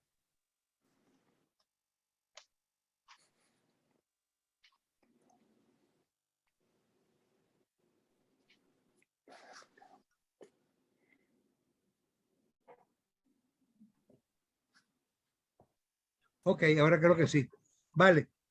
Vamos a escuchar ahora a Enrique Aristigueta y cuando terminen las palabras de él, concluye nuestro encuentro, por lo cual debo antes darle las gracias, por supuesto, a todos los que han participado, de manera muy particular a los tres ponentes, a Naudi Suárez, a Nelson Oxford, a Enrique Aristigueta Granco, a quienes intervinieron y a los que se quedaron con ganas, a los que han intervenido por chat. Suelo siempre ir haciendo secuencia de lo del chat, pero en esta oportunidad con dos cortes que tuve de internet se me borraron, de modo que entonces ya no me fue posible. En todo caso, profundamente agradecido. A partir de estas reflexiones de hoy, pues hay nuevas cosas que hacer, surgen iniciativas que han sido propuestas por todos ustedes y vamos a darle seguimiento. Enrique, quedó una pregunta al aire y por eso te queremos volver a dar la palabra. Es la que formuló Amado. Jorge es el presidente de Juvenex. Nos preguntaba sobre la juventud. ¿Cómo motivar a la juventud? ¿Cómo lo lograron ustedes? Que efectivamente estaban motivados y metidos y cómo ahora él entiende, la juventud no lleva el mismo ánimo. Y quizás la pregunta si aprendimos o no la elección del 23 de enero. ¿Qué queda de ella? Con tus palabras concluimos este foro. Gracias, Enrique. Gracias a cada uno de ustedes. Gracias, Paciano, por la invitación. Y gracias a todos los que han intervenido porque han estado muy buenas todas sus intervenciones y gracias por las expresiones de afecto que han tenido hacia mí. Estamos en una situación muy dura, Paciano, muy difícil, mucho más difícil que el año 58, porque estamos frente a un país destrozado, intencionalmente destrozado, y frente a un régimen que tiene el respaldo de la mafia internacional del narcotráfico y del gobierno de La Habana, que es el gran cerebro que mueve todo esto. Esto es muy difícil, esto es más difícil que el año 58. Quisiera yo que esto fuera como el año 58. Ahora, la peor diligencia es la que no se hace. El reto está allí, el reto no tenemos más remedio que aceptarlo.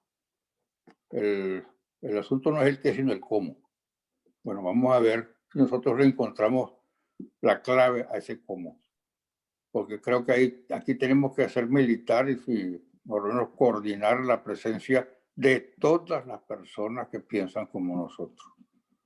Y soy muy escéptico sobre lo que se pueda hacer con los partidos de la MUD o como quiera que se llame esa organización, ese grupo pues del sector político nuevo. Lamentablemente creo que no dieron la talla y bueno, su ineficiencia o su inexperiencia ha contribuido enormemente al fortalecimiento del régimen. No te digo yo que vamos a tener una pelea, tenemos que pelear contra ellos porque el enemigo es uno solo, pero no podemos tampoco esperar la colaboración de ellos. El qué hacer lo sabemos, el cómo hacer tenemos que inventarlo. Bueno, no hay camino, el camino se hace andando. Tenemos que echar para adelante en la medida que podamos y bueno, roguemos a Dios que nos ilumine para que ese camino sea el camino correcto. No esperemos resultados mágicos ni inmediatos, es una cuestión de paciencia. Yo no sé si veré el fin de esta tragedia que nos vive Venezuela, pero mientras viva estaré dispuesto a hacer todo lo que pueda en medio pues, de mi capacidad y de mi salud. Gracias, Paciano, por la participación que me has dado. Creo que nos tenemos que seguir comunicando y a ver cómo le vamos dando forma a este muñeco de barro que después tenemos que buscar a llamar a Dios para que lo sople y lo ponga a caminar. Como nos echaban el cuento a nosotros en la infancia de la Biblia. Un abrazote y gracias a todos los que han participado y bueno, aquí me tienen todavía. Cuánta verdad, Enrique, cuánta verdad. Que Dios los bendiga y podamos seguir trabajando juntos. Cuánta verdad.